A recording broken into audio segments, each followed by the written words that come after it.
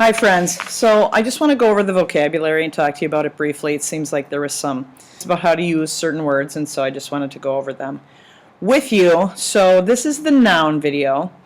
As you know, a noun is a person, place, or thing. You know, some people will say person, place, thing, or idea, but an idea is a thing. So anyway, okay, enigma is the first word.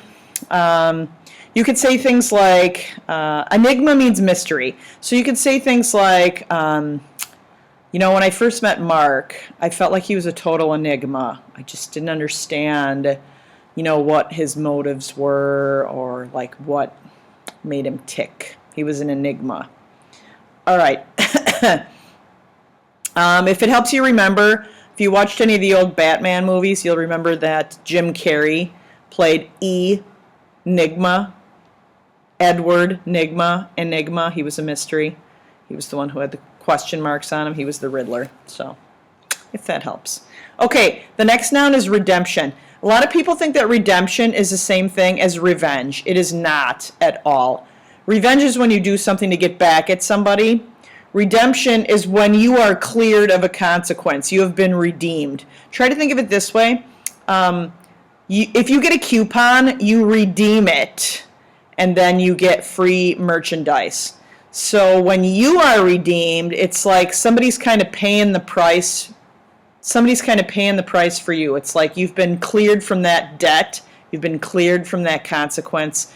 Redemption is like when, let's say you've done something really bad, and so now your parents don't trust you, but then you go and do something over and above to demonstrate that you are trustworthy, and then you will be redeemed. That will be your redemption. That act of kindness, that act of trustworthiness will be your redemption. So it's not at all the same thing as vengeance. Okay, animosity is the next word, and animosity is like hostility. So I have a lot of animosity toward my neighbor because he always lets his dog poop in my yard. That's not true. I just made it up. All right. Precedent is the next one. When you set a precedent, usually that's how precedent is used. I set a precedent, or a precedent was set. Not president as in, you know, the leader of the country. Precedent. So I set a precedent the first time that I gave a reading quiz, because then students knew that I was not kidding around. If I said you had to do the reading or you're going to get a 0, they knew I was going to give them a reading quiz. So from then on, it sort of set the standard going forward. That's a precedent. Discrepancy is the next word, and a discrepancy is an inconsistency. And you would use that by saying, like, there was a discrepancy between my bank statement and what I thought was in there. It was off. There was an inconsistency. It didn't match up. There is a discrepancy between the amount of money I spent at the grocery store and the amount of food that's in my refrigerator. It seems like it's sort of mismatched. All right? That's a discrepancy. A mandate is an official order, sort of like the mask mandate. It is something that is required officially, something that we need to do, which is why, I mean, right now I'm recording, so I don't have my mask on, but if you look up in the classroom, you'll see me wearing it because it's a mandate. It's an official order. Repercussions are consequences. So there were a lot of repercussions for cheating on the test in college. She was kicked out. All the money that she had put, this is true by the way, all the money that she had put toward college, she didn't get reimbursed, so she was out thousands of dollars. And her parents were very angry with her, so there were a lot of repercussions. Zeal.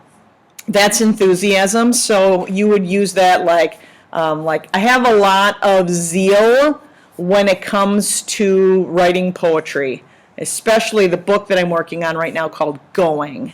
Ask me about that in class, and I'll tell you more about it. But I have a lot of zeal when I talk about that. I have a lot of zeal about my family, so that's how zeal is used, and you'll hear it again when we talk about zealous, which is, you know, you take the thing, zeal, the noun, turn it into an adjective that describes something, and you say that I'm very zealous. Okay, so zeal and zealous, they're not pronounced the same, but it's the same. Hi, Welcome to the adjective portion of the vocabulary videos. So zealous, talked about that at the end of the noun thing. I talked about zeal, but notice in zealous it's spelled Z-E-A-L-O-U-S. It's just not pronounced zealous. So zealous just means really enthusiastic. If I have zeal, zeal is enthusiasm. If I have a lot of zeal, I am zealous. Okay? So you might think I'm a zealous teacher. The term overzealous is used a lot. If somebody is overzealous, that has negative connotations. It's not necessarily a great thing to be overzealous. Yeah, she's a little overzealous when it comes to hand washing. It seems like she's doing it like every 5 minutes. She's a little overzealous when it comes to ice cream. When it comes to ice cream, it's just not healthy, the amount of ice cream that she eats. All right, so zealous is enthusiastic. Frugal means cheap, but usually people are referred to as cheap. Items are not cheap. I wouldn't say that this robe is frugal, because frugal doesn't mean cheap like it's a piece of garbage. Frugal means cheap like that person doesn't spend a lot of money. So like in that TV show The Middle, The Frugal Hoosier, that was for Hoosiers, people that live in that state, who don't want to spend a lot of money on their groceries. They're frugal. But you wouldn't call something that's not a person, you wouldn't call that frugal, okay? Copious means plentiful. So I have a copious amount of pictures of my family hanging right over there, also at my house. A copious amount. Look at the word copy in there. The Y is changed to an I, just like in happiness. Copious. That means a lot, plentiful. Uncouth means lacking manners. It could be vulgar, like you've got a potty mouth, or, you swear a lot, or, just talk about stuff that's just not very, It could be that you're rude, really unrefined. If you're a vulgar person, like maybe you belch a lot out in public, or scratch yourself, and, kind of things. You fart. That's kind of uncouth, like really don't have a lot of manners. Meticulous, that is when you show attention to detail. I'm very meticulous about what? Grading. I read all your stuff. I pay attention to the details, so I'm meticulous when I grade. But I'm not very meticulous when it comes to cleaning. Every once in a while, probably once a month, we do a really good clean where we're a lot more meticulous, and like taking the vacuum tube out and getting, like the dog hair from, right up against the wall and stuff like that. But my mother-in-law is super meticulous when it comes to cleaning. Insidious means deceitfully evil. If somebody is insidious. If you think about in Star Wars, Darth Sidious, super evil guy, right? Sidious. Insidious means deceitfully evil, harmfully sneaky. All right, so if you are insidious, you are keeping things from people on purpose because you have evil intentions. Nonchalant means it's really casual, like unconcerned, you're kind of indifferent. It's almost like you don't want to be noticed. So like if you're walking by in the hallway and you see somebody that you kind of like, but you don't want to get all nervous and flustered, so you're just kind of nonchalant about it, like, I'm fine, it's good, I'm not going to get all freaked out here. Nonchalant, casual, all right? That's really how it's used in more of a like you don't want to be noticed. Nonchalant. Remiss means careless. It's pronounced remiss. I would be remiss if I didn't wish you a happy birthday. I would be thoughtless. I would be inattentive. I would be missing out on something important. If I didn't do that, I would be remiss. All right, so those are the adjectives. We got the verbs, and there's one adverb at the end too that we'll talk about. But a verb is an action word. It could be a state of being like is, am, was, were. Those are also verbs, but we're talking about action words today. So the first one is embellish. Embellish doesn't mean to, it's lying, but it's like, here's the truth, but I'm going to add some stuff on. So people like when they talk about fishing, like if you've ever heard he's telling a fishing tale, they're embellishing on it. So they're like, oh, the fish was this big, when in reality it was this big.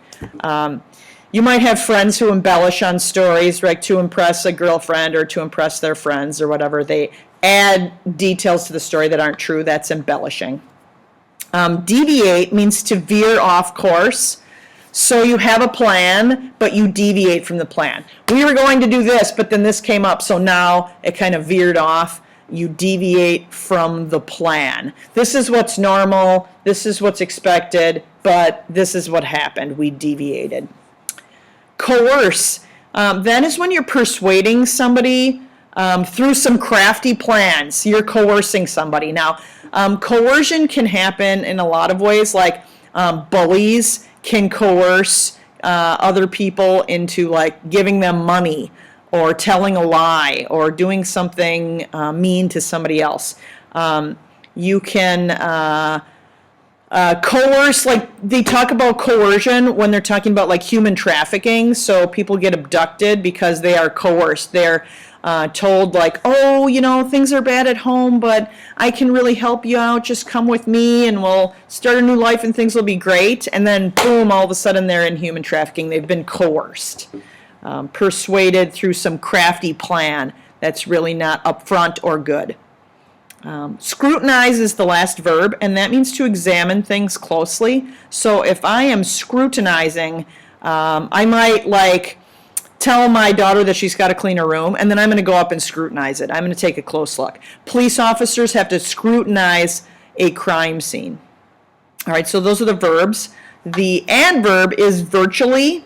Most adverbs end in ly, not all of them. Like quickly does, fast does not. But many of them do, like virtually does. So virtual is something like, you know, like virtual teaching right now is what I'm doing. So it's like almost, I'm essentially here, but not really, virtually. Practically, in effect, I'm here, but in reality, I'm here and you're there. So virtually, you know, for all intents and purposes, I'm there, but in reality, I'm really here. Okay? Virtually, almost, essentially, practically, in effect. And that's an adverb. All right, friends. Adios.